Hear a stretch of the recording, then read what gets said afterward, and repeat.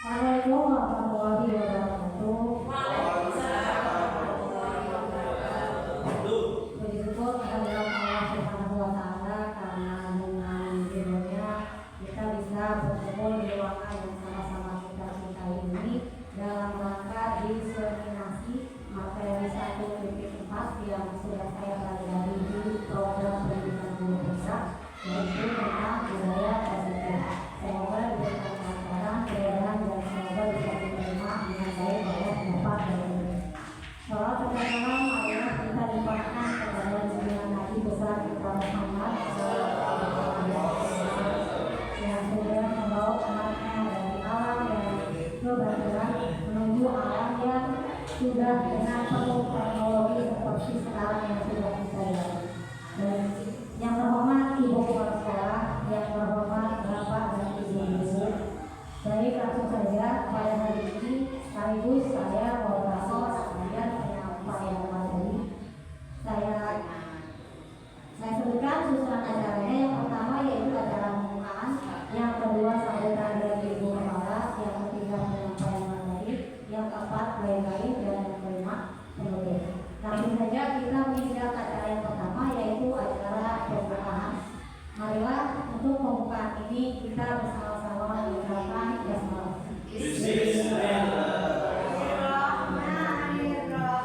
Semoga dengan ucapan bismillah akan berakhir dengan alhamdulillah dan mendapatkan keberkahan dari Allah Subhanahu wa Ta'ala.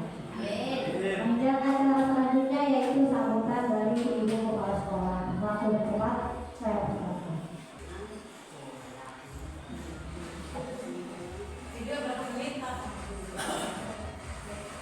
Assalamualaikum warahmatullahi wabarakatuh. Alhamdulillah rabbil alamin wa bihi nasta'inu ala umuri dunya waddin, wassalatu wassalamu ala sayyidina Muhammadin wa ala alihi wa sahbihi ajma'in, amma ba'd. Yang saya hormati Bapak Ibu sekalian, yang saya hormati khusus Ibu Fatimah sebagai calon CPG dari SD Rakas 3 yang mudah-mudahan lulus. Dan salawat serta salam marilah kita curahkan kepada baginda Nabi besar kita Muhammad sallallahu alaihi wasallam. Baiklah Bapak Ibu sekalian, ini kegiatan ini adalah kegiatan yang berapa kalinya ya? Udah berapa kali Bapak pertemuan seperti ini? Ya, dari pertama sampai sekarang ya udah berapa kali pertemuan ya untuk CPT ini? Maksudnya apa ya? Penyampaian dari Fatimah ya, artinya ya, udah 2 kali. Yang sekarang insya Allah Bu Fatimah mau menyampaikan masalah ya dengan diseminasi modul 1.4 atau di sini penyampaian disiplin positif, artinya ya kalau guru-guru sekarang mau udah pinter dengan bahasa-bahasa yang keren ya. Saya masih nanya guru terus terang aja, kalau nggak ngeliat atau nyari dulu apa sih diseminasi itu kan. Ternyata diseminasi itu penyampaian disiplin positif.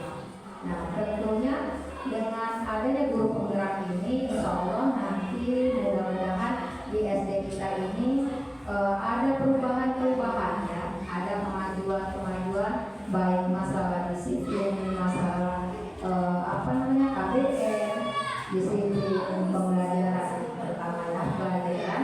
Insya Allah nanti ini akan diterapkan atau dijelaskan sama Bu Fatimah ya.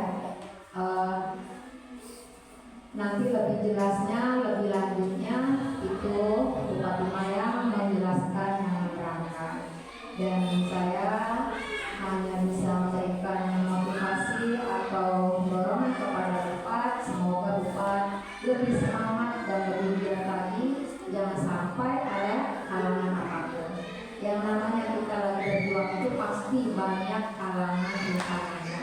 Yang jelas kita semua bisa melaksanakan tugas ini dengan profesional, ya. Artinya dia bisa menjalankan mana tugas sekolah sebagai guru, yaitu mengajar, jangan sampai terganggu, jangan sampai ditinggalkan.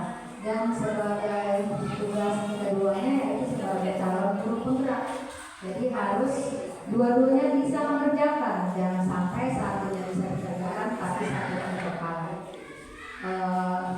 Untuk selanjutnya saya juga kepada Bapak Ibu guru yang masih muda-muda nih, terutama ya Ayu Sapuro, Pak Pandi, Ibu Sofia nggak ada ya, kayak yang lain-lainnya lah, pokoknya masih muda.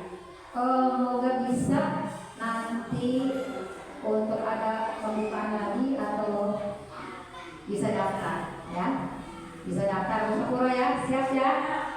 Bu Sapuro nih sebenarnya bukan nggak bisa, mampu bisa, cuman nggak tahu lah. Kalau bukan ada niat dari hatinya sendiri itu susah, disuruh juga ya. Terus yang lainnya, Bu Nurul masih semangat untuk daftar PPD. Saya terus terang aja kemarin ditawarin sama Pak Pengawas semua ya, di pengawas juga guru-guru kepala sekolah. Tapi saya kalau pas melihat tugas ini yang ya. Jadi kalau dulu apa nanti saya mikir padahal harusnya jangan mikir-mikir ya, siap aja gitu. Cuman ya gimana ya, kalau misalnya ngomong siap gampang, tapi untuk prakteknya itu gitu ya. Mungkin hanya itu ya Pak, untuk sambutan saya. Semoga kedepannya Bapak lebih baik dan lebih maju untuk membangun SD khususnya SD Rangis kita ya. Yang semangat Bapak, jangan kendor ya, harus semangat pokoknya apapun rintangannya. Saya akhiri, wabillahi taufiq wal hidayah. Wassalamualaikum warahmatullahi wabarakatuh.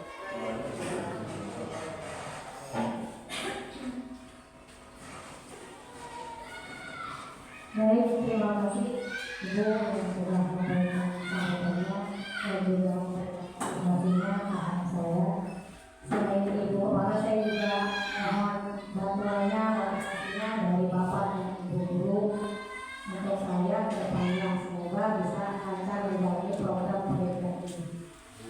Baik, untuk acara selanjutnya yaitu diseminasi modul 1.4 tentang budaya positif. Ini kemarin modul yang saya pelajari di 1.4 yaitu tentang budaya positif. Mungkin Bapak dan Ibu guru juga pernah mendengar ya apa itu istilahnya budaya positif. Pernah dengar Ibu Bapak? Pernah mendengar tapi belum detail mungkin ya. Baik, lanjut Pak.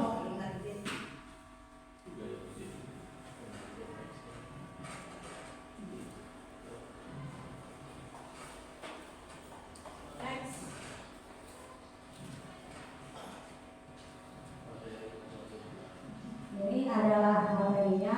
Nah, tadi yang saya pelajari di modul 1.4 yaitu ada 6 poin. Yang pertama yaitu diskusi positif dan nilai-nilai kebajikan universal. Yang kedua, teori motivasi, hukuman, penghargaan dan restitusi. Yang ketiga, keyakinan kelas. Yang keempat, kebutuhan dasar manusia dan dunia berkualitas. Yang kelima, 5 posisi kontrol guru dan yang keenam adalah segitiga restitusi. Sebelum kita pelajari materinya, baik Bapak Ibu, sebelum kita materi di sini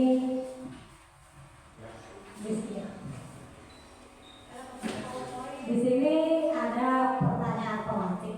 Ibu pernah dengar apa itu pertanyaan pemantik? Ada yang pernah dengar?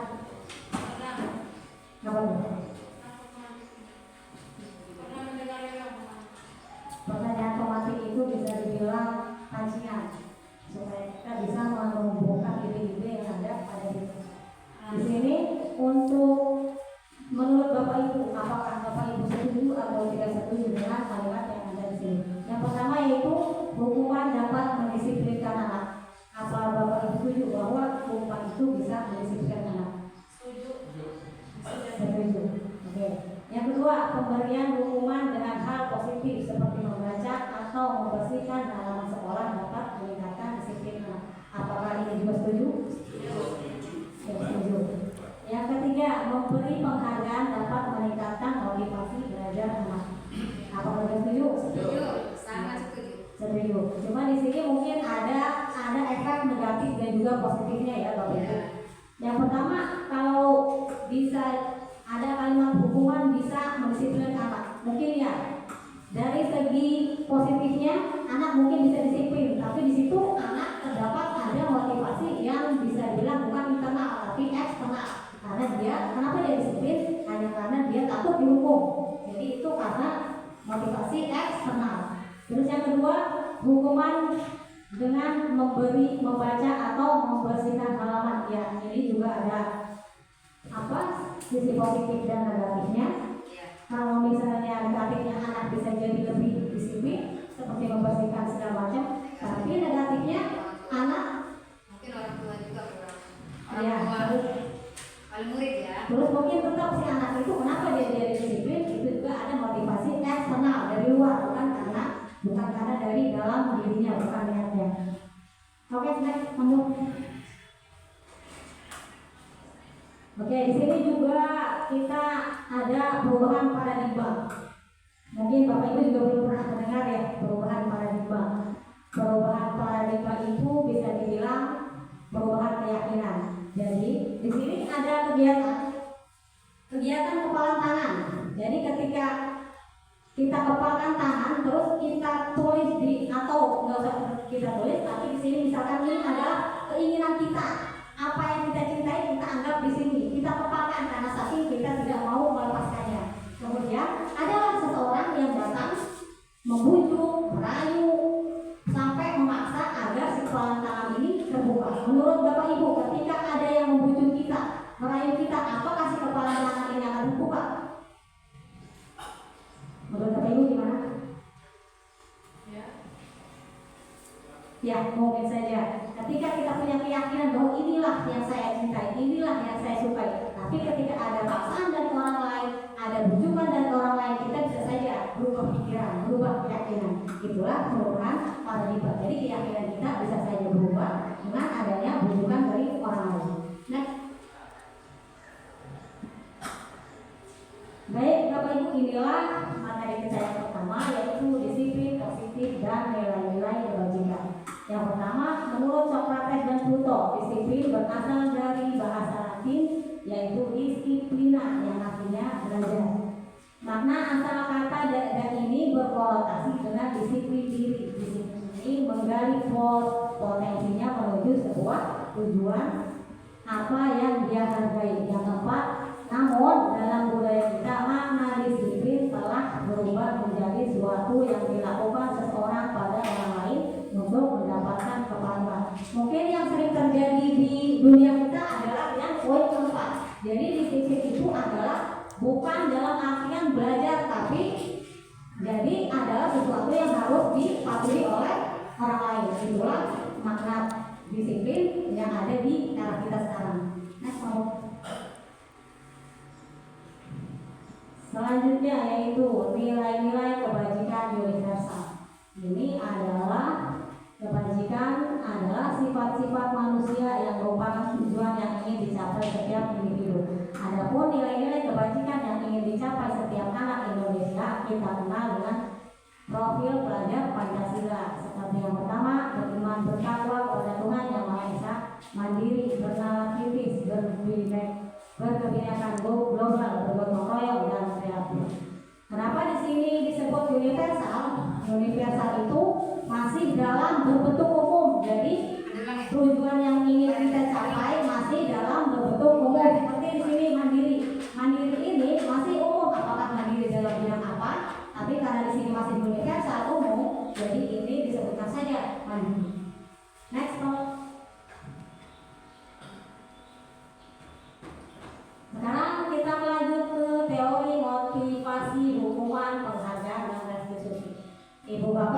Nggak ngantuk kan? Kopi break dulu. Mau kopi break? Udah, saya kasih ini aja deh.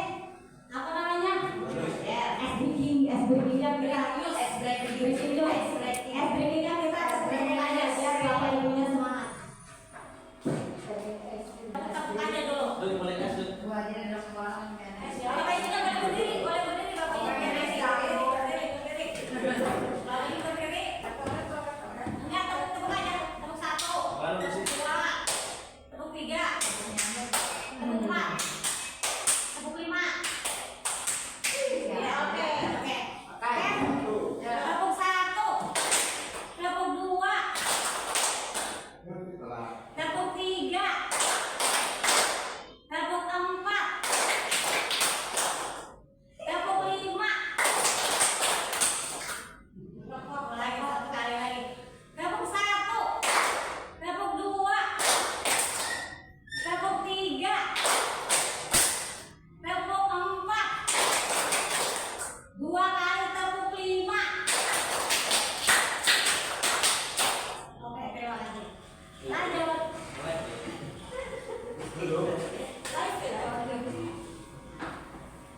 Sekarang kita pindah ke materi yang kedua, yaitu teori motivasi, hukuman, penghargaan, dan restitusi. Motivasi, mungkin motivasi Bapak dan Ibu pernah mendengar, bahkan mungkin pernah melakukannya terhadap anak didik kita ya. Motivasi itu adalah penyemangat dari seorang guru kepada muridnya, tapi dalam hal yang positif. Yang kedua, hukuman. Hukuman pun mungkin Bapak Ibu sering melakukannya ya, sering melakukan kepada anak-anak kita.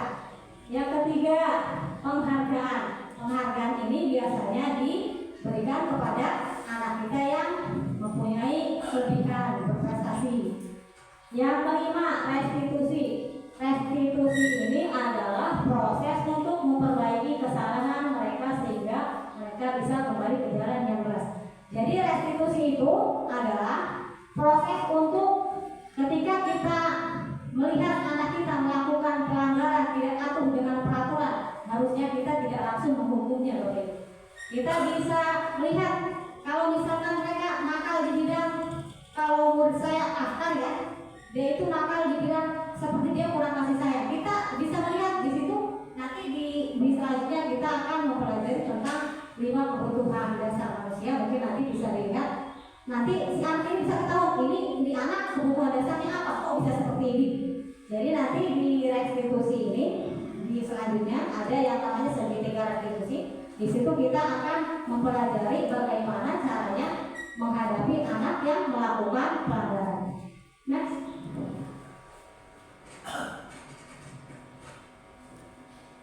Selanjutnya, teori motivasi perilaku manusia. Seperti yang saya bilang di awal, bahwa motivasi yang ada pada anak itu bukan hanya motivasi internal, tapi juga motivasi eksternal. Kalau misalnya si anak itu dia melakukan sesuatu karena takut dihukum, karena dia ingin mendapatkan penghargaan, itu adalah motivasi eksternal. Tapi kalau si anak itu melakukan disiplin karena atas niat dari hatinya, itu disebut motivasi internal. Next.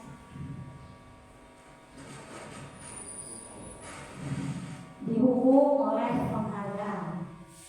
Bahwa penghargaan berlaku sama dengan hukuman, dan arti meminta atau menunjuk seseorang melakukan sesuatu untuk memenuhi suatu tujuan. Nah, kita kan sering memberikan penghargaan kepada anak yang berprestasi, anak yang contohnya seperti mendapat ranking 1, memberikan penghargaan. Tapi ternyata penghargaan itu bisa juga berlaku sebagai hukuman.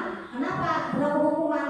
Ini bisa ke mungkin dia nanti kedepannya efek jangka panjangnya dia akan, kalau misalnya saya tidak berprestasi, saya nggak akan mendapatkan penghargaan. Itu efek jangka panjangnya. Terus untuk anak lain yang tidak pernah mendapatkan penghargaan, nanti dia akan berpikir, itu aja dia saya dapat penghargaan, maka menurunlah kreativitas yang tidak pernah mendapatkan penghargaan. Nah, di sini ada tindakan guru, apakah termasuk hukuman ataukah konsekuensi. Nomor 1, mencatat 100 kali dalam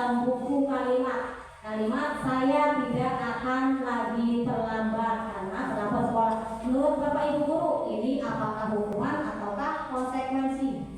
Berarti kita lihat nomor apakah ya.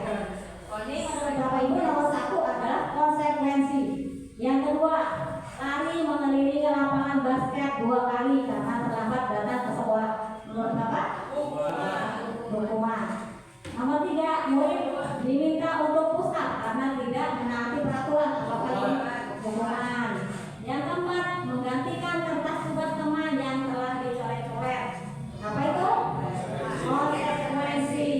Yang kelima, membersihkan tumbuhan air di meja tulis karena tersenggol pada saat belajar. Ini juga konsekuensi. Yang keenam, murid disuruh untuk tidak mengenakan sepatu seharian di sekolah karena tidak mengenakan sepatu hitam. Jadi misalkan di sekolah kita peraturannya adalah harus mengenakan sepatu hitam, tapi dia tidak mengenakan sepatu hitam, maka dikasihlah hukuman ke si gurunya, kamu boleh masuk kelas tapi dengan syarat tidak menggunakan sepatu sampai jam pelajaran selesai. Menurut Bapak Ibu ini apakah hukuman ataukah konsekuensi? Konsekuensi. Oke, sudah kita lihat, coba kita next ke bawahnya Allah. Di sini dijelaskan bahwa mencatat 100 kali itu adalah hukuman, bukan konsekuensi. Yang kedua benar hukuman. Yang ketiga konsekuensi. Yang keempat itu menggantikan itu konsekuensi. Yang kelima membersihkan tumbuhan air di meja konsekuensi. Dan yang keenam, murid tidak memakai sepatu sehari itu adalah hukuman. Baik, selanjutnya perbedaan hukuman dan konsekuensi. Kalau hukuman, apakah dia akan meninggalkan dampak anaknya atau tidak? Disinilah perbedaan hukuman dan konsekuensi. Kalau hukuman, ketika anak itu dihukum, mungkin dia akan memberikan memori yang, kalau misalkan anak dihukum dengan yang tidak baik, bahkan mungkin parah dia Bapak Ibu, mungkin ini nanti akan memberikan memori yang tidak bisa dilupakan olehnya, mungkin sampai dia nanti dewasa dia akan terus terngiang, oh saya pernah dihukum begini sama guru, mungkin seperti itu ya. Jadi di sini perbedaan konsekuensi dan hukuman, yang pertama yaitu sesuatu yang menyakitkan harus terjadi, itu adalah hukuman. Yang kedua, membuat anak sakit, otomatis pasti yang namanya hukuman pasti dia akan sakit, apakah itu fisiknya ataukah hatinya, dia akan merasakan sakit hati karena dihukum tadi. Yang ketiga, anak memiliki kedisiplinan, jadi karena hukum dia akan benci dengan kedisiplinan itu. Ngapain sih kalau disiplin sampai saya dihukum? Mungkin dia jadi membenci kedisiplinan. Yang kelima, mendorong anak menyakiti dirinya sendiri. Yang keenam, anak belajar untuk menyembunyikan kesalahan. Nah, inilah yang sering terjadi di kita. Karena dia tidak mau dihukum, akhirnya dia berbohong, dia menyembunyikan kesalahannya seolah-olah dia tidak bersalah hanya karena takut dihukum. Yang ketujuh, marah, rasa bersalah, dipermalukan, merasa tidak dihargai. Ini adalah hukuman, perbedaan hukuman dan konsekuensi. Ini konsekuensi sesuatu yang harus terjadi. Jadi ketika hukuman itu terjadi pada si anak, maka dia pasti akan menerima konsekuensinya apa nih ketika dia melakukan pelanggaran. Itulah konsekuensi. Yang kedua, membuat anak merasa tidak nyaman dalam jangka waktu pendek. Mungkin dia akan tidak nyaman karena hukuman tersebut. Tiga, anak menghargai disiplin. Ya, anak bisa menghargai disiplin kalaupun motivasinya yang tadi motivasi eksternal, bukan motivasi internal. Yang keempat, mendorong anak agar mudah menyesuaikan diri. Yang kelima, anak belajar untuk mematuhi peraturan. Yang keenam, kehilangan hak, dibuat tidak nyaman, diasingkan untuk sementara. Keyakinan kelas, mungkin semua sudah membuat yang namanya keyakinan kelas ya Bapak. Kemarin saya sudah mempraktekannya sama anak-anak bagaimana caranya membuat keyakinan kelas. Ternyata setelah saya praktek kemarin, waktu kemarin saya lebih tahu lebih dalam lagi bagaimana caranya kita membuat keyakinan kelas. Kalau dulu kita mungkin tidak lagi berdiskusi dengan anak, main tembak saja nih keyakinan kelas kita. Ternyata prosesnya keyakinan kelas itu kita berdiskusi dulu dengan anak apakah yang sering terjadi di kelas, kemudian kita tanyakan cita-cita mereka apa di kelas, pengennya bagaimana kelas kita, baru kita berikan biar mereka memunculkan ide-ide apa yang mereka pengen untuk kelas kita. Itu setelah itu baru kita diskusikan lagi, rembukan lagi kira-kira apa yang terbaik untuk kelas kita, khususnya untuk kelas kita. Setelah itu kalau memang sudah dapat persetujuan dari semua warga kelas, barulah ditempel, ditempel. Nah, jadi kemarin itu juga ternyata keyakinan kelas itu kalau teman-teman yang lain, jadi dia harus si guru harus koordinasi dulu dengan kepala sekolah. Bahkan kalau bisa, ketika membuat keyakinan kelas, ibu kepala sekolah itu hadir di kelas kita, biar menyaksikan ketika pembuatan keyakinan kelas. Biar juga mungkin anak-anak biar segan, oh ada ibu kepala tahu tentang keyakinan kelas kita, biar mereka berpikir 2 kali untuk melanggarnya. Di sini yang butuh jawaban, mengapa tidak peraturan saja, mengapa harus keyakinan? Adakah yang bisa menjawab? Begini ya, kalau keyakinan itu munculnya dari dia sendiri, gitu, otomatis dia, oh ini karena saya yang buat, otomatis saya mau tidak mau saya harus mengikutinya. Tapi kalau peraturan biasanya anak banyak yang melanggar. Tapi ketika membuat keyakinan, karena dia dari hati sendiri, dia tidak insya Allah tidak akan mengkhianatinya. Begitu mungkin. Iya betul apa yang dikatakan Bung bahwa memang anak itu anggapnya kalau peraturan itu kayak apa ya, kayak keras. Jadi peraturan itu paksaan, karena emang peraturan itu dibuat tanpa kesepakatan dari anak-anak. Jadi mereka tuh seperti terpaksa melakukannya. Tapi kalau keyakinan kelas, karena kita buat dengan persetujuan anak, diskusi juga dengan anak, mungkin mereka punya kesadaran sendiri untuk melaksanakan. Iya, itulah perbedaannya peraturan dan keyakinan kelas.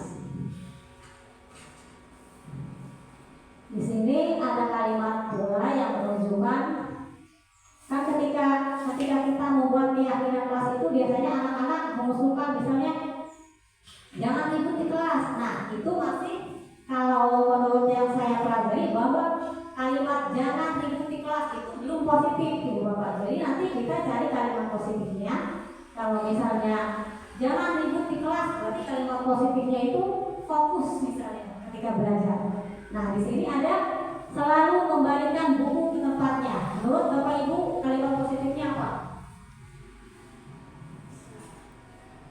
Ya. Bertanggung jawab, lokasi pakai oleh kulit harus bertanggung jawab. Asalnya namun dari lemari yang disebut kedisiplinan, bertanggung jawab. Ya, Ibu betul. Bahwa selalu kembalikan buku ke tempatnya itu kalau kalimat positifnya adalah bertanggung jawab. Terus yang kedua, dilarang mengganggu orang lain. Kira-kira kalimat positifnya apa? Saling menghargai. Yang ketiga, hadir di sekolah 15 menit sebelum pembelajaran dimulai. Disiplin bisa, berkomitmen juga bisa, itu kalimat positifnya. Yang keempat, dilarang melakukan kekerasan. Kalimat positifnya kira-kira apa?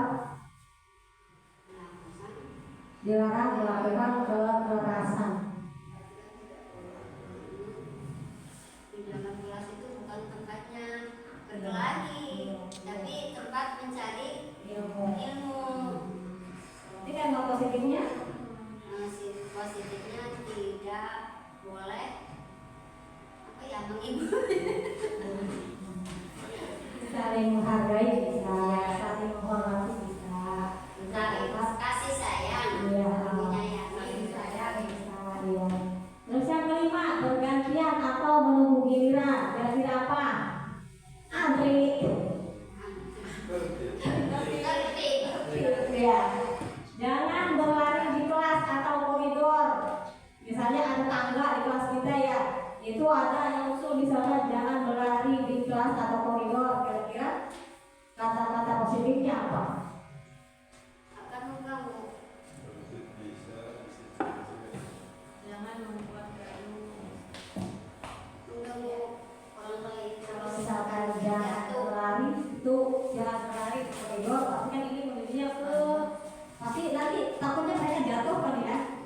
Jadi ini bisa, kita bisa ambil keselamatan ya.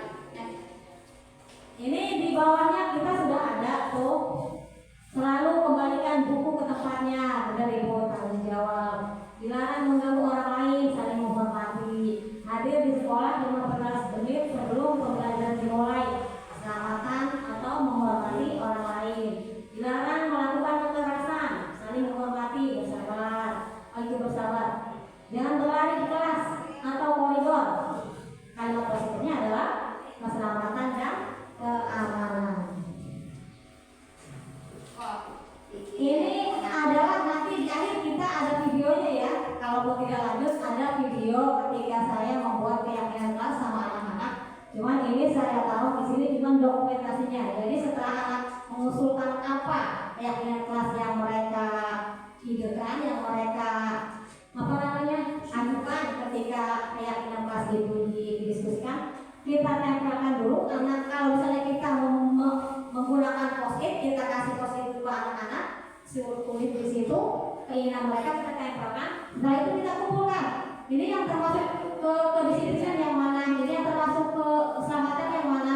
Setelah itu baru kita rembukan keyakinan kelasnya, kemudian dibuatlah keyakinan kelas. Setelah itu baru kita print, kita tempelkan karena sudah mendapatkan persetujuan dari seluruh warga kelas. Nah, di sini tadi saya bahas kebutuhan dasar manusia dan dunia berkualitas. Kebutuhan dasar manusia itu yang pertama adalah kebutuhan bertahan hidup. Jadi, kebutuhan bertahan hidup adalah kebutuhan yang bersifat fisiologis untuk bertahan hidup, misalnya kesehatan, rumah, dan makanan. Jadi, kita bisa melihat nanti ketika anak-anak kita melakukan kesalahan, melakukan pelanggaran, kita nanti bisa lihat nih si anak ini masuknya ke kebutuhan yang mana. Kalau misalnya dia misalkan berebut makanan di kelas, ini berarti dia mempunyai kebutuhan dasar manusia adalah kebutuhan bertahan hidup. Kalau siapa kebutuhannya apa, Bu? Kalau siapa itu lebih ke kasih sayang kayaknya ya, kasih sayang. Yang kedua kebutuhan kasih sayang dan rasa diterima. Nah ini kayaknya siapa maksudnya ke poin 2. Yang ketiga, penguasaan. Akan juga masuk ke penguasaan guys. Jadi dia tuh kayak seolah-olah berkuasa. Jadi itu masuk ke penguasaan. Penguasaan ini berhubungan dengan kekuatan untuk mencapai sesuatu, menjadi kompeten, menjadi terampil, diakui atas prestasi dan keterampilan kita, didengarkan dan memiliki rasa harga diri. Yang keempat yaitu kebutuhan dasar kebebasan. Jadi si anak ini pengen bebas, segala yang dilakukan dia tidak ada aturan, tidak menuruti aturan sekolah. Jadi dia butuh kebutuhan dasar yang namanya kebebasan. Yang kelima yaitu kesenangan. Kebutuhan untuk merasa senang merupakan kebutuhan untuk mencari kesenangan, bermain dan tertawa. Jadi dia butuh untuk merasa senang tapi tidak dengan aturan, pakainya seenaknya. Boleh sebentar? Iya, boleh. Bagaimana cara memberikan anak yang kayak contohnya Akbar, memberikan kasih sayang kita pada anak itu supaya dia itu bisa belajar dengan fokus dan tidak mengganggu anak yang lain. Caranya, metodenya apa? Nanti mungkin di situ kita akan bahas setelah ini ada yang namanya segitiga restitusi. Segitiga restitusi itu nanti ada tahapannya Ibu. Mungkin nanti ada jawabannya setelah ini ya Bu. Kita lanjutkan dulu. Ya, Oke Bu. Oh ya, di sini ada kasus. Kita baca dulu kasusnya. Ibu Ambar, guru kelas 2, Ibu Ambar, guru kelas 2 sedang bingung menghadapi salah satu murid di kelas, yaitu Doni.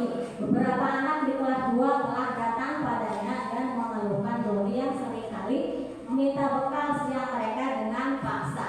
Jika Anda menghadapi situasi yang sama dengan Ibu Ambar, apa yang akan Anda lakukan? Kira-kira kebutuhan dasar apa yang dibutuhkan Doni? Apa ya? Doni ini maksa terus, dia tuh tiap hari ngambil bekal anak-anak dengan paksa. pokoknya di segitiga garis kecil. Ya model begitu kan sama dengan data. Ini menurut saya kalau Doni ini dia berkebutuhannya itu adalah kemana? Kekuasaan, ya kekuasaan dia.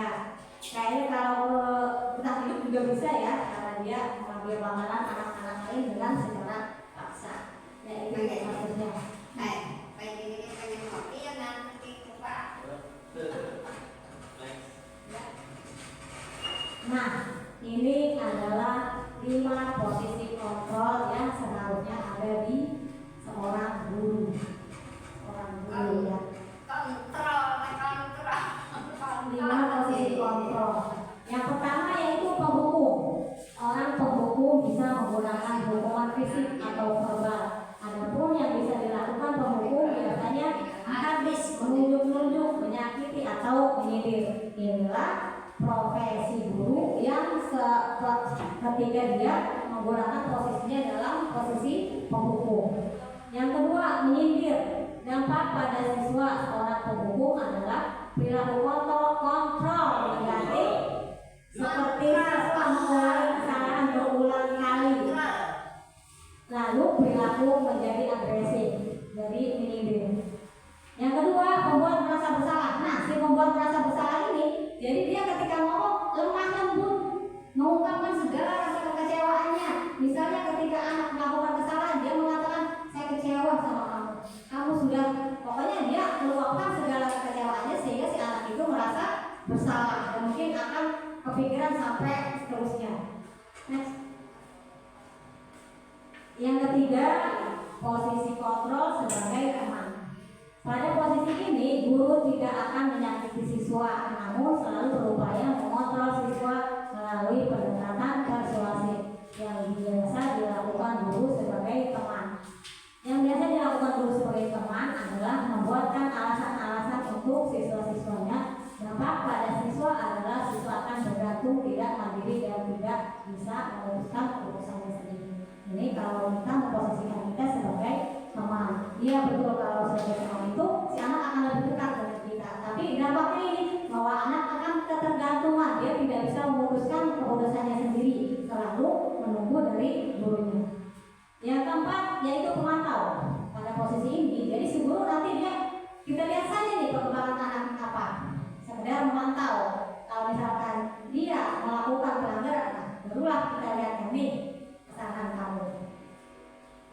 Selanjutnya, next mau yang terakhir yaitu posisi kontrol sebagai manajer. Harusnya yang kita sebagai seorang pendidik adanya di posisi manajer. Jadi kita bisa menempatkan kita sebagai pemantau, sebagai teman, sebagai apalagi pokoknya ketika kita menjadi seorang manajer, segala macam posisi bisa kita laksanakan.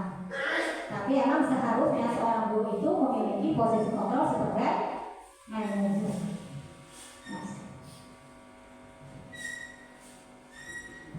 Pernyataan ini yang dikatakan 5 posisi kontrol tersebut ketika kepada anaknya. Yang pertama, membuat orang merasa bersalah. Jadi ketika guru itu memposisikan dirinya di membuat orang merasa bersalah, dia akan mengatakan saya kecewa sekali dengan kamu.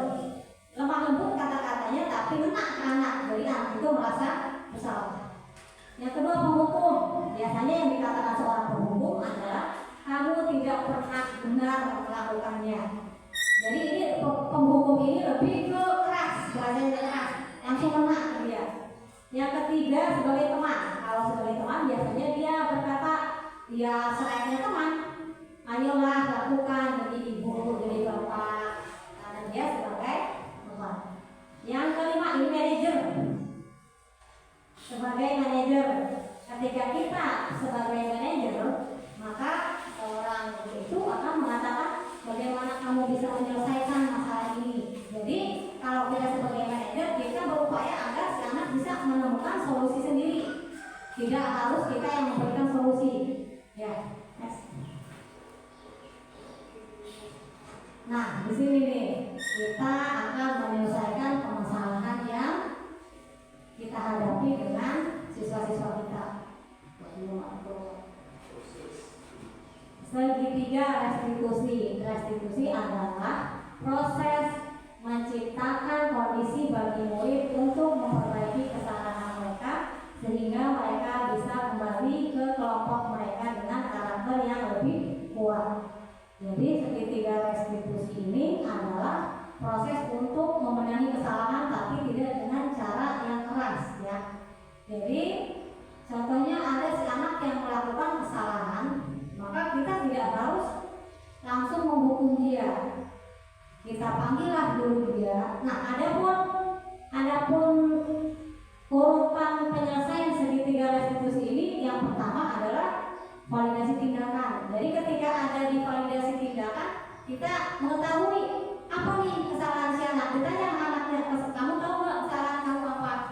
Di situ anak kan akan bercerita apa salahnya dia. Jadi kita tidak langsung ngejudge bahwa kamu nakal gitu. Yang pertama itu adalah menstabilkan identitas. Jadi ketika menstabilkan identitas itulah kita tanyakan dulu ke dia sudah bercerita apa kesalahannya. Kemudian yang kedua adalah validasi tindakan.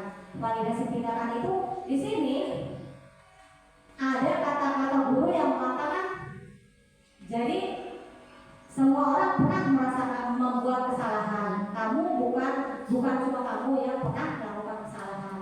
Tapi nanti ibu guru akan memberikan solusi kepada dia supaya dia tidak mengulangi kesalahan itu lagi.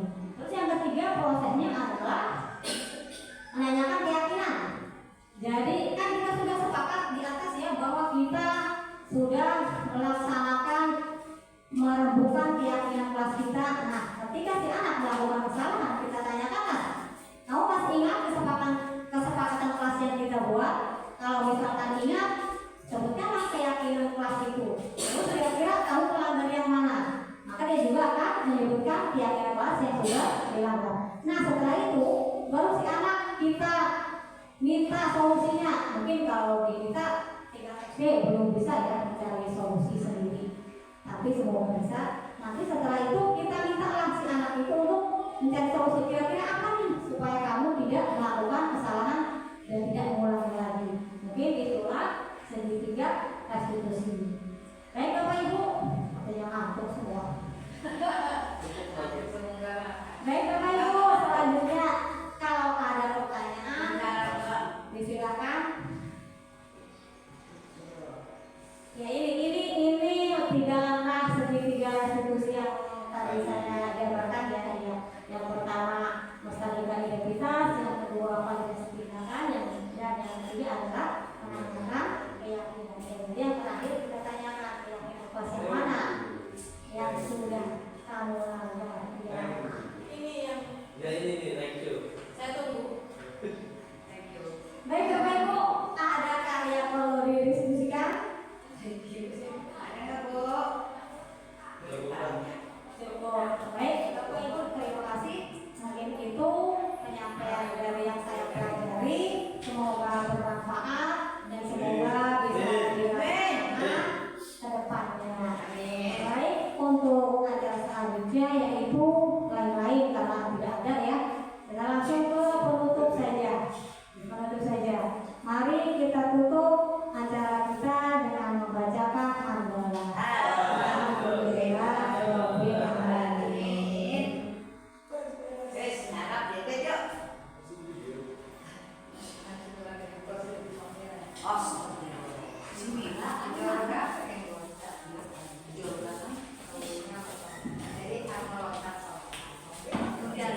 Selamat siang, Bang.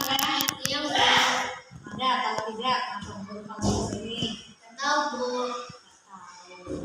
Tadi dulu dapat 8 dulu. Kabur lewat jendela. Betul apa tidak? Itu Bu. Betul, mana kabur lewat jendela. Menurut Manda, kabur lewat jendela itu perbuatan baik atau tidak? Tidak baik Bu. Tidak baik. Ya. Baik, di sini Bu Guru tidak akan mencari siapa yang salah karena Bu Guru tahu semua orang pasti pernah melakukan kesalahan. Dulu juga pernah waktu sekolah seringan. Sekarang Manda melakukan kesalahan yaitu kabur lewat jendela. Tapi di sini Bu Guru hanya ingin memberikan solusi kepada Manda bagaimana caranya supaya tidak kabur lagi lewat jendela. Kenapa Manda kabur lewat jendela? Saya takut disuntik Bu, makanya saya kabur lewat jendela. Kalau saya lewat itu pasti saya disuntik. Ya, Manda kabur lewat jendela karena takut disuntik. Kenapa kok bisa takut disuntik? Sakit Bu, terus takut badannya panas kalau habis disuntik. Kalau habis disuntik badannya panas, jadi Manda takut.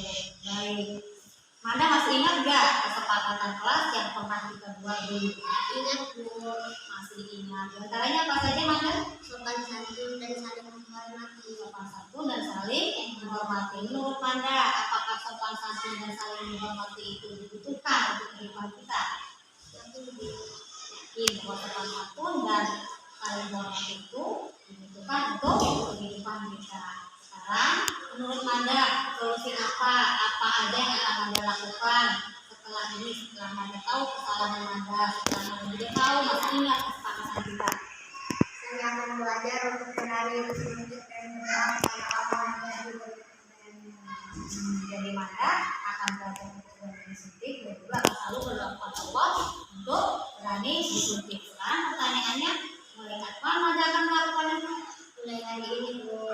Jadi mulai hari ini Manda akan belajar untuk lebih berani disuntik lagi dan juga untuk tetap berdoa kepada Allah agar diberikan keberanian. Semoga Manda bisa melakukannya. Ibu yakin Manda bisa berani disuntik. Tetap semangat, yakin bahwa Manda bisa berani disuntik. Sekarang Manda boleh kembali. Terima kasih Bu. Sebelum kita mulai kegiatan hari ini, Bu Guru pengen melihat konsentrasi kalian. Konsentrasi, tangan angkat ke atas, diremas-remas. Kalau misalkan Bu Guru ini fokus ya, kalau Bu Guru ngomong pegang hidung, kamu pegang hidung. Kalau Bu Guru ngomong pegang mulut, kamu juga pegang mulut. Kalau ada yang salah, Bu Guru sanksi nyanyi ke depan ya. Nyanyinya nyanyi apa? Nyanyinya nggak bebas, Bu Guru tentukan. Nyanyi balonku tapi dengan nadanya kok semua. Kalau lagu biasa kan balonku ada 5 sekarang kok semua. Do. Ya. Sekarang konsentrasi, tangan di atas. Berpikir ke atas lagi. Pegang Hidung. mulut. Mulut. Ada yang pegang hidung. Jangan ikuti tangan Bu Guru, ikuti mulut Bu Guru. Bu Guru bilang apa, kamu pegang apa. Ulangi lagi, konsentrasi, tangan di atas, diremas-remas biar gak capek. Di pinggir, diremas-remas, pegang mata. Ada yang lagi hidup kayak Bu Guru.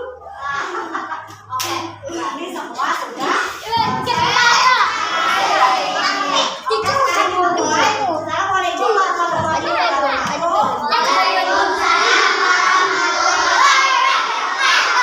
Ada yang mau nyanyi dulu sebelum dimulai?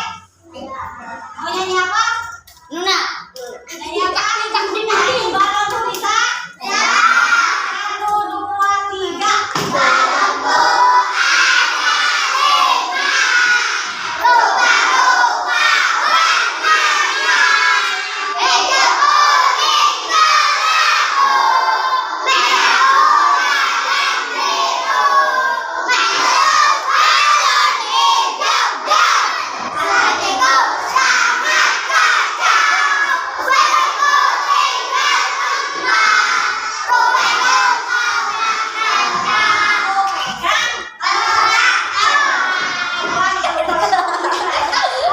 Sekarang kita mulai kegiatan kita.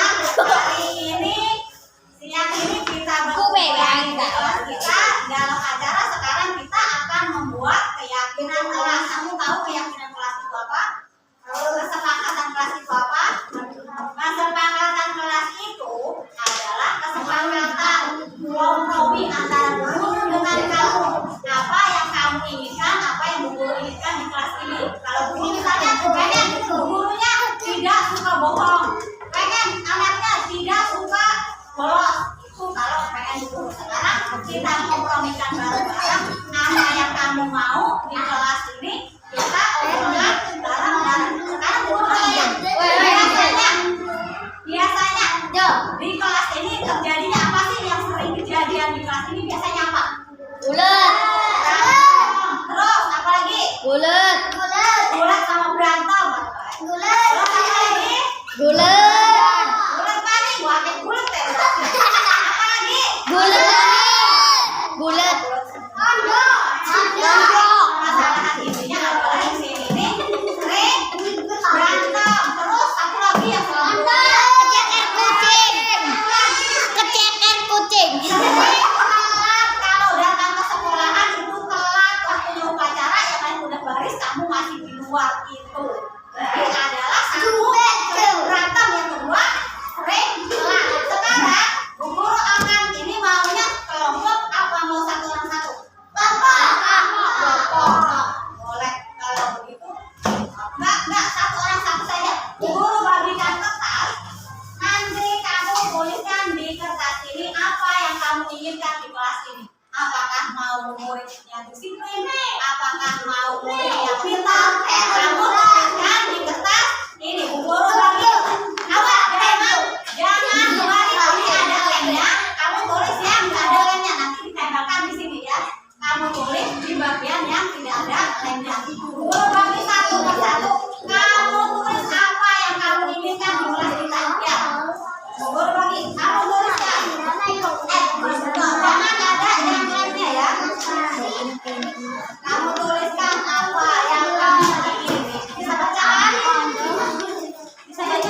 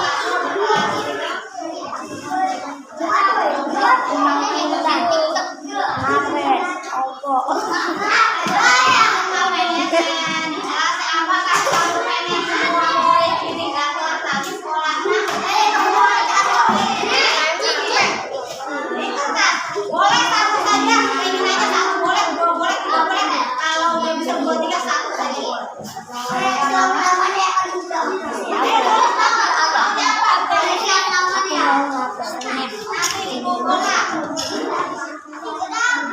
mau apel lah.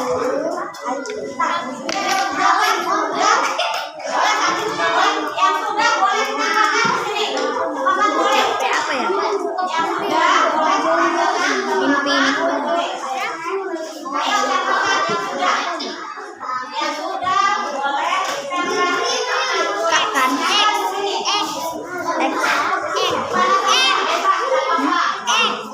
Kapan?